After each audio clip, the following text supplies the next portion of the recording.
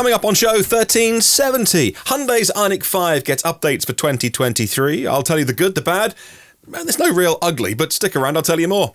Also on the show today, we're talking about the new Kia Sportage PHEV, or Sportage. You know, you choose your flavour. Ford looked like they bought one of those Lucid Air eBay cars. Really? I'll tell you why we think we might know. And Nissan to end development of their new gasoline engines. Well, good morning, good afternoon, good evening. Wherever you're listening around the world, welcome to EV News Daily. For what happened on Thursday, 10th of February, my name is Martin Lee, and I go through every EV story every day. I think today was like 550 stories and news sources just to pick out the 20 minutes of stuff that you really need to know. So you give me 20 minutes and I'll give you the world of electric vehicles. We'll start with the press release from Hyundai, at least here in the UK. The IONIQ5 is going to get some changes for the 2023 model, but it's important because if you order one now, you'll get it next year. I think maybe November, December, if you're lucky. If you do an order from the factory, look, it's probably going to be the beginning of next year to play it safe. They say for the first time, the updated IONIQ5 will be available with video-based digital interior and exterior mirrors. The DCM, that is the digital center mirror, optimizes visibility by providing an unobstructed panoramic rear-facing view of the car. It's installed below the rear spoiler. And of course, you may know or may not, the IONIQ5 doesn't have a rear wiper. So that is a debatable decision. Obviously had their reasons to do that, but it's going to be in an area that does get pretty dirty. Early IONIQ5 owners finding they're often washing that rear screen. I don't know how much it will help, but it will probably give you a wider field of vision. Maybe they'll do one of those little squirties on the camera, like your headlights. That's an option as well.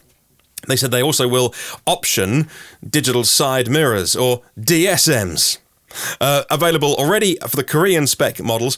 They say it'll be available in Europe for the very first time on a Hyundai Motor Group vehicle. They are doing it because they reduce the air resistance, and they say again they provide an enhanced rear view. But I don't know about you, I kind of put this one in solving a problem that wasn't there. So maybe you will get, say, 2 miles.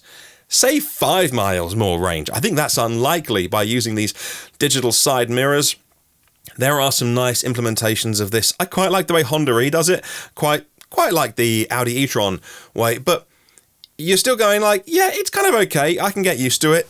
At no point have I ever met anyone who drove an EV and went, oh man, that is so fast. There's so much torque. I love the power. I'd love an electric car, but it's got the old style wing mirrors, so I'm not buying it. Like, that's never happened. So maybe solving a problem that didn't exist. They're also increasing the battery size for the UK versions to match the US version of the battery as well, going up to 77 kilowatt hours. Battery conditioning is a really big one for the IONIQ5. So they already have winter mode.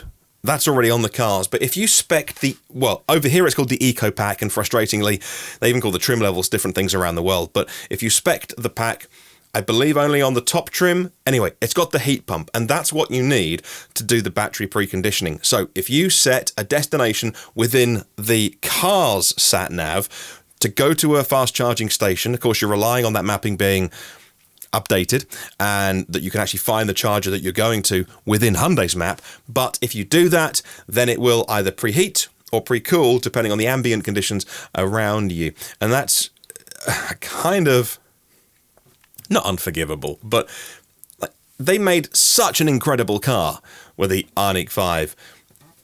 Does surprise me that this wasn't in the car from the beginning. Now, the existing owners, now the car just launched for my US viewers and listeners, but other places have had it a year. So the car's in the market already with the heat pump. Can they have it, please, Hyundai? And can they have it for free, please? Because they shouldn't have to pay extra for this, which does come on other cars. And, you know, in EV world, it's kind of a slam dunk. If you can do it, you should do it. I don't know. I mean, it hasn't got over-the-air updates. Correct me if I'm wrong. Any regular perusers of the IONIQ5 forums? I don't believe that car has over-the-air updates, at least not yet. So that means a trip back to the dealer. Oh, God. Just to activate this, if they even do that. I strongly believe they should do this for existing owners as a thank you. As a, yeah, your cars could have done this all along kind of thing. You've got the heat pump. If you spec'd it, You can now, and that's important because we've seen two videos recently in the last week or so from my friends Kyle and Tom, who both did charging tests on the IONIQ 5, and it's not as bad as some of the owner reports on the forums in very cold countries, but they pulled about 60 kilowatts with a very cold battery, which I think is okay. I think 60 is all right, unless you've been promised the maximum speed. Again, that's a different show that we're going to do in terms of, is there any liability on these car makers when they say, hey, our car can charge at 230? If you're not like me, and I'm guessing if you're not like you, because you're watching an EV channel, so you probably have a certain understanding about electric vehicles. A lot of people might not know about how cars get cold and different states of charge, and so somebody would plug in and get that 40, 50, 60 kilowatt charge speed and think, hang on a minute, that's not what I was promised of 230. So I'd love to know your thoughts on that. I'll pop a link to that story in the show notes so you can read more. All right, moving on. The Kia Sportage / Sportage, you choose your flavour, is now coming in a new version in the US, 32 miles electric range, and I'm really conflicted on plug-in hybrids, but that's a whole different show again. Let me tell you about this car. So the new car is out, and it's bigger in every way. I think it's almost 7.5 inches longer than the previous model that it replaces. So this is a bigger family car. There's now a plug-in version of this. Kia obviously have got plenty in the locker, in the parts bin that they can raid from. 5th generation of the Sportage was debuted late last year, and it was joined by a hybrid variant. Now we've got the plug-in version as well. 177 horsepower on the engine and a 67 kilowatt electric motor. Combine the two. You can't just add those two numbers together because of, I don't know what I'm doing here, but you can't just add those two numbers together. Hybrid-y stuff is difficult maths. But they do say 32 miles of range with a 2-hour recharge. They've done a 7.2 kilowatt onboard charger. That's very reasonable. Thank you, Kia. And a 13.8 kilowatt hour battery. Again, with plug-in hybrids, if you can keep them fully charged wherever you go, shopping, destination charging, go to the cinema, go to hang out somewhere, go to a friend's house, got an EV charger, always be charging, then I think they work as a use case. If you're buying one because of tax breaks where you are around the world or for whatever reason, and you're just running it on the petrol engine, just get a really good petrol car and just don't haul around a big battery. But again, let me know your thoughts either in the comments below or email me hello@evnewsdaily.com. Ford starts deliveries of the ETransit, according to Autoweek websites. The first customers get their vans. Vehicles are being produced at the Kansas City assembly plant. The start of vehicles marks an important milestone in Ford's electrification strategy ahead of the F-150, which we found out the Lightning is on track. We heard from Jim Farley recently to say, yep, this spring. It's a big window. Don't know what the exact dates of spring are, but hey, it sounds good that there's no delays on the F-150 Lightning. According to Autoweek, Ford offers the ETransit in a variety of versions and wheelbases and roof heights. Three wheelbases and 3 roof heights. And as in a cutaway and chassis cab form as well, with a 126 mile estimated range. Has a 68 kilowatt hour battery, single rear mounted motor, 266 horsepower, starts at about 43 grand in its cutaway form. And of course, it is applicable for the $7,500 federal tax credit if that applies to your personal financial situation. I love this. And of course, over here, Stellantis have got a load of commercial vehicles, and I don't see too many of them on the road, but yeah, you can buy an Opel van commercial vehicle or people carrier, MPV, Vauxhall, Citroën brands, whereas I know my US listeners are like, this is great because we don't have too many commercial vehicles on the market. Not many ways that we are ahead of the US. Growing up in the 80s, you always got the Back to the Future films before we did, and Indiana Jones, so it's nice that we get something first. So again, fantastic, but more is needed if you want to buy an EV van as a work vehicle. I guess in the US you got truck culture anyway. Now, did Ford just buy a Lucid, is what we're asking, to benchmark their own EVs against? InsideEVs have got some pictures sent in to them from Ford's Dearborn, Michigan facility with the Lucid Air in the car park, posed next to a Mach-E. Well, it wasn't posed because this picture's taken through a fence. But I can't really benchmark that against the Mustang Mach-E. It's an entirely different car, price point and performance, etc. Now, the photo spies were sent in without any context, so we don't know what it was doing there. Could have been an employee's car. But what's more likely, what I told you about on the podcast maybe 10, 20 shows ago, was those 3 Lucid Air Dream Editions that we found on eBay. One of them was 80 grand over list price. I think it was 250,000 they'd put it on at. Now, have car makers gone, right, well, we want to see what Lucid are doing. Whilst they can't benchmark the Mustang against it, I'm sure Ford would still like to know what's under the skin. Maybe the Lincoln brand can learn a few things. Hey, the way that the auto industry has often worked is that when you release a new model, you send one to your competitors, and that arrangement is reciprocal because you're either going to go and buy one anyway, and they're going to buy one of yours, or just get a test car or something that you can't sell anyway, and you ship it to your competitors. And it's kind of the understanding that was in place, of course, in EV world with the Lucid Air Dream Edition, 520 of those ever to be made. You're not going to just take 10, 15 of them and send them to your competitors. Lucid wouldn't do that. So, hey, maybe Ford have bought one. We don't know.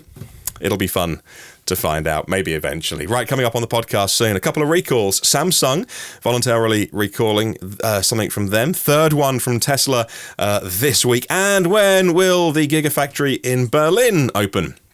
We have some news on that, so stick around.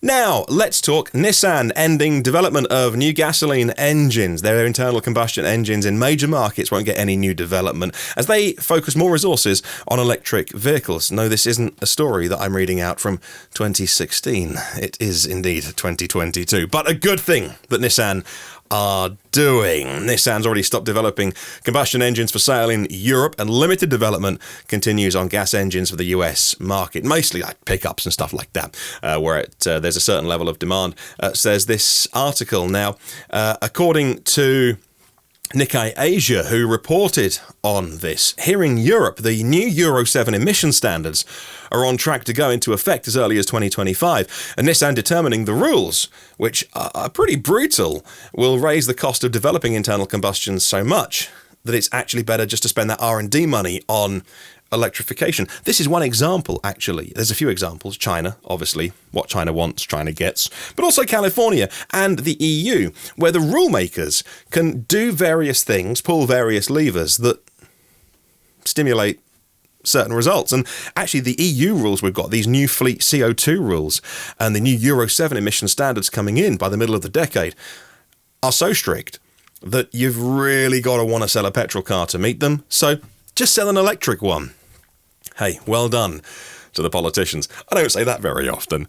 Well, as gas cars remain on the road, Nissan will improve existing engine designs rather than developing new ones. I'm not saying Nissan are going to stop selling combustion cars for a moment. Now, let's talk a couple of recalls. First one is Samsung voluntarily recalling some EV batteries they have in the US, supplying... they supply car makers like Ford and Stellantis, but a new NHTSA recall shows that there's about 1,100 of these high-voltage battery packs out there in the wild in 100 vehicles that could suffer what they say is a sudden loss of driving power due to a high-voltage battery error, expanding the risk of collision. They say it's triggered by poor welding between the cell terminals and the bus bars supplied by their suppliers.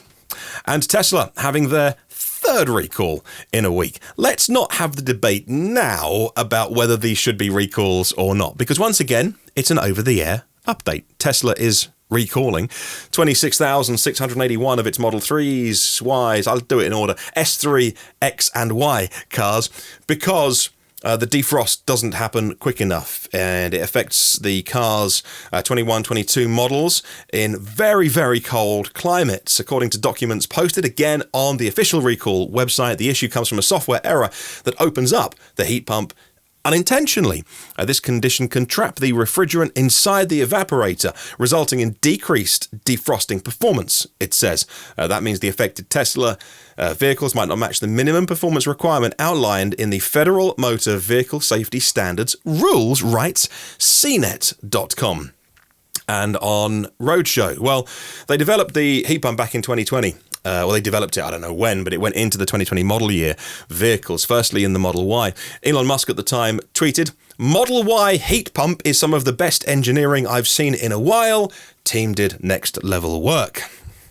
Maybe it should have been next level work because something broke. But it doesn't sound like a hardware problem. It does sound like it can be fixed with software. Therefore, is it a recall? I mean, the cars aren't going back anywhere to be recalled, but it's on the recall. I understand there's a process. By going on the recall website, the customers, if you've bought a very large asset, you want a degree of official process if there's something wrong with that car, rather than simply trusting the car maker, Tesla in this case, to have your back. I get that there has to be government oversight of something like a safety issue, but argue that amongst yourselves. Next, some great news for Tesla. The Model Y and the 3 are in the top 5 best-selling cars in California, including, according to new sales data, says Tech Times website. The best-selling car was the Toyota Camry in California in 2021, but only by a little smidgy-widgy, because just behind it was the Model Y. And definitely this year, if the Model Y continues to sell like it is, it'll be the number 1 car in California. Model 3 took the 5th ranking, respectively, and the Model Y sold 60,000, just over 60,000 units, and Camry 61,000 units. Model 3, 53,500 units in California last year. In California, plug-ins are 12.8% of the market against a US average much, much lower in the low single digits. Now let's talk about Tesla, and production in Germany could start mid-March, says Automotive News Europe. Production at Giga Berlin could start mid-March, according to local broadcaster RBB. Authorities are reviewing their safety precautions, but they didn't cite any sources for the story. So, much like following a randomer on Twitter who has a leak or breaking news, exercise your own intelligent thought process on this one. But it's a reputable publication, Automotive News, so we'll go with what they're saying. Tesla is building the plant, the first factory in Europe, through a temporary approvals process, they say. Now, Elon Musk wanted to have the Berlin facility operational last year, by December at the latest, but there's been several bureaucratic hurdles, which means that the factory still isn't open. But they are moving forward. A Teslarati story that I saw earlier this week said they were hiring people to join their paint plant. The LinkedIn posts show they're looking for staff for their paint shop, which Elon Musk said would be one of the most technologically advanced in the world, and it will be because they're buying in some really good stuff from their suppliers. Tesla offers Giga Berlin paint shop employees what you would expect with a European employment contract over here. Pension, benefits, 30 days vacation. Yes, for those that aren't in Europe. Yes, we get a lot of holiday by statutory contract. Various insurances as well. Now, the first paint shop plant going in, there was an article from last year. You know, Rob, who does the Tesla Daily podcast, he used to work for The Street, or used to write, or they used to publish his stuff anyway, and not anymore. But an article from last year pointed out that Geico Taikisha is the partner. They're the suppliers of the paint shop. Now, Tesla did put pictures out of the Berlin paint shop, and it had a different name on. But anyway, the best information I can find is that these are the suppliers of the paint shop for Giga Berlin. They provide one of the most innovative solutions to car makers wanting to build a paint shop. And I'll pop a link to that story in the show notes so you can read more. So yeah, it absolutely should be Elon Musk saying, whatever the phrase was when he tweeted about having one of the best paint shops around. Yeah, they've bought good stuff. It'll now match, you would say, the best that they could have got off the shelf out there for the various paint shop suppliers. And yes, Tesla paint over the years, it's a cliche, but there's, elements of truth, obviously, from early buyers and even, more recent buyers. Look, they sell so many cars, there's always going to be problems, but hopefully that does nail some of the paint problems that the reputation of Tesla has, rightly and wrongly at times, been a little tarnished with. Now, let's talk about Tesla and their new Cybertruck prototype. It's been spotted in a car park at the Fremont factory, and it's a drone shot. Always nice to see what's going on with this. This time, the staff are putting blue tape on the floor. They've got covers all over the wheel wells and around the bed. It's pretty dirty as well. This is a drone shot that gets really, really close. And the Electrek website says, we're happy to get a close look at the vehicle, but we can't condone that kind of drone flying. And I guess they could have zoomed in, though. It could have been a long way away, and they just zoomed in with the drone. I've only seen the still shots, not actually watched the video. And I'm going to say it, because I spent 25 years in mainstream media as a career. stuff doesn't normally leak unless organisations want it to be leaked. So everyone's kind of gone mad over these drone pictures and gone, oh wow, someone spotted the Cybertruck. But, well, Tesla are pretty good at developing vehicles, indoors. See new Roadster. When they take it outdoors in an area that they know there's drones whizzing around, they're doing it for a reason. You can call me a cynical old git, I don't mind. Right, let's talk about spy photos of Lotus doing testing of their Type 132. Chinese New Year, a couple of weeks ago, Geely's Lotus Technology department, they are developing this new all-electric SUV, the Type 132, and over that holiday period, some spy shots were seen, according to CNEV Post website. The images shared by this blogger show it wrapped in tons of camouflage, but we can see a very aggressive front-end design, sporty wheels and bezel-less doors. The Type 132, or 132, not sure how I meant to say it, is, they say, going to be a better car than, maybe a BMW iX M60.